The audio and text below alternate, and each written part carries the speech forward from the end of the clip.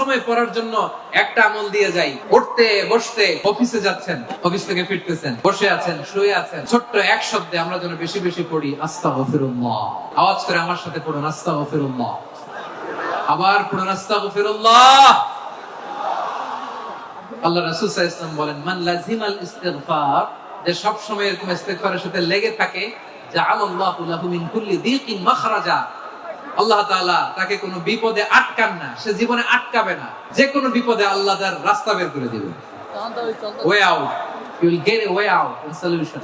সুবহানাল্লাহ। ওয়া মিন কুল্লি হাম্মিন ফারাজা, দুশ্চিন্তা মুক্ত হবে। ওয়ায়ারযুকহু মিন হাইসু লা ইয়াহতাসিব, এমন জায়গা থেকে আল্লাহ রিজিকের বন্দোবস্ত করবে যেটা সে কল্পনাও করে নাই। আওয়াজ করে পড়েন সুবহানাল্লাহ। এটা গেল নিজের বিপদ। কিসের বিপদ? নিজে যদি বিপদে পড়েন। অন্যের বিপদ যদি দেখেন, এটার জন্য একটা দোয়া আছে।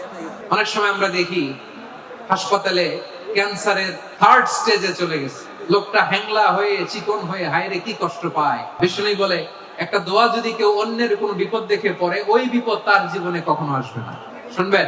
শোনার আগ্রহ আছে? অনেক সময় হয় যে আমরা মহাসড়ক দিয়ে যখন চড়ি, দুর্ঘটনায়, আইরে আল্লাহ, দুর্ঘটনায় মানুষের মাথা একদিকে, দেহ আরেকদিকে, এরকম হয় না? আল্লাহ তুমি হেফাজত করো।